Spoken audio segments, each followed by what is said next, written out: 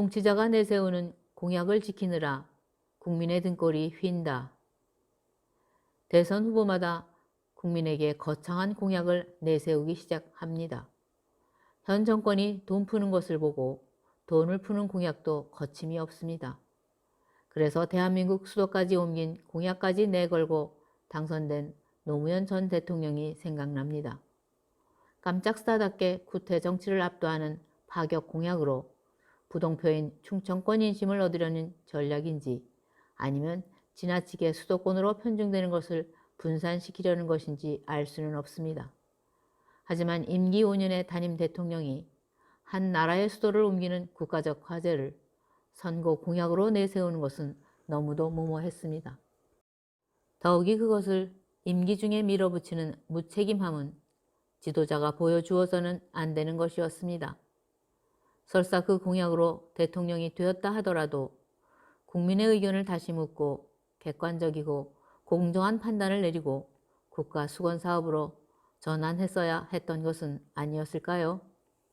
그리고 그의 임기 중에 삽 한 자루를 못 뜨더라도 화두를 던졌으니 국민의 의견을 통합하고 중지를 모으면서 인내심을 발휘하여 국민 모두가 동참하는 염원의 사업으로 바꾸었어야 하지 않았을까요? 한 나라의 수도를 바꾸는 나라의 창업과 견줄 만한 거대한 사업임에도 임기 중에 그는 공약 사업을 완성하겠다는 무리수까지 두었습니다. 자기 정부에서 손도 쓰지 못하게 서둘러 예산을 집행하여 토지를 매입하고 정착민을 내몰았습니다. 빼도 박도 못하는 상황을 만들어 놓고 퇴임하면서 그는 혼자 승리의 미소를 지었을 겁니다. 자서전에서 밝힌 그의 어린 시절을 보면 똑똑하지만 가슴에 분노가 많았던 아이였음을 알 수 있습니다. 남에게 지는 것을 싫어하면서 그로 인해 마음의 상처를 받거나 불이익을 받으면 반드시 복수를 하는 아이였습니다. 남보다 영특했던 아이들이 철없는 나이에 그렇게 행동하는 것은 충분히 이해합니다. 그러나 나이가 들어서 자신을 회고하며 그런 사실을 당당하게 써내려갔다는 것은 어른답지 못하다는 생각을 했습니다. 그가 마치 어려서 불의를 참지 못하는 아이였던 것을 자랑하는지는 모르지만 인간은 환경에 따라 지도를 바꾸어 그려야 합니다. 나이가 들고 보니 그런 분노는 참으로 철없는 짓이라는 것을 부끄럽게 여기건만 그런데 그는 한 나라를 통치하는 위치에서 그때 그 아이의 지도를 그대로 들고 자랑하더니 나라의 수도까지 옮긴 그가 죽고 없는데 국민들은 그가 남긴 공약을 지키느라 고군분투합니다. 그 한 사람의 공약을 지키기 위해 결국 행정부가 세종시로 옮겨갔습니다. 입법부와 사법부는 서울에 남고 행정부의 수장이 머무는 청와대는 아직도 서울에 남아 있습니다. 서울과 세종시까지 거리는 간선도로까지 포함하면 2시간은 좋게 가야 합니다. 특히 국회와 밀접한 업무를 맡고 있는 행정공무원은 수시로 국회에 오려면 시간은 물론 길에서 허비하는 유류비도 만만치 않답니다. 또한 공직자들이 청와대 회의에 참석하려면 같은 기회비용을 감수해야 합니다. 막상 행정부 일부가 옮겨가면서 공직자들의 탄식이 터져 나왔습니다. 장관은 서울에, 사무관은 세종시에, 국장은 길바닥에. 이런 최악의 효율성에 더하여 대다수 공직자는 가족이 서울에 남고 자기 혼자 가기로 결정합니다. 자식의 공부를 위해 절대 양보하지 못하는 이 나라 민족성이 아닌가요? 그래서 이중살림으로 150에서 200만 원의 생활비가 추가된다고 합니다. 또 한 번 양보하여 국가 대사라니 어차피 간다고 결정되었으면 국민으로서 이해하려고 했습니다. 하지만 이전에 따른 손실과 불편을 최소화하는 시간을 충분히 잡았어야 하는 것은 아닌가요? 정권이 몇 번 바뀌는 것이 무슨 문제가 되겠습니까? 국민적 수건 사업으로 모두가 바라고 기대하면서 가장 효율적이고 가장 아름다운 도시를 만들어 이전한다면 그보다 멋진 일이 어디 있겠습니까?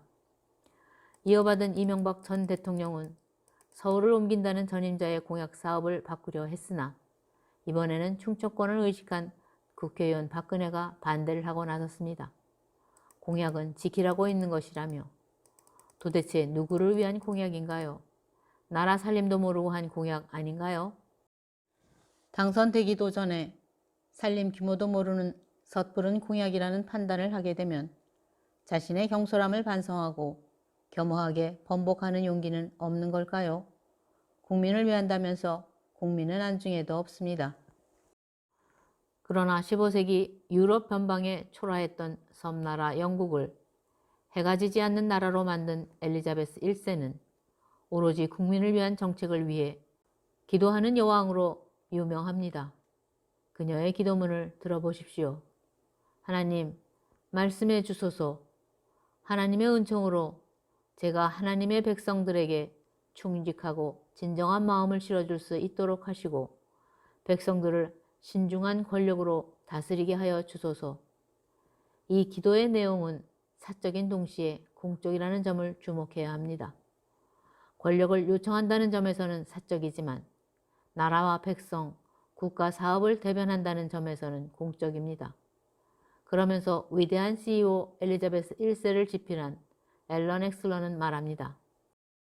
권력은 리더의 속성으로 행사되지 않는다면 그것 자체로 쓸모가 없으며 더욱이 신중하게 행사되지 않으면 쓸모없는 것을 넘어 파괴적일 수도 있다.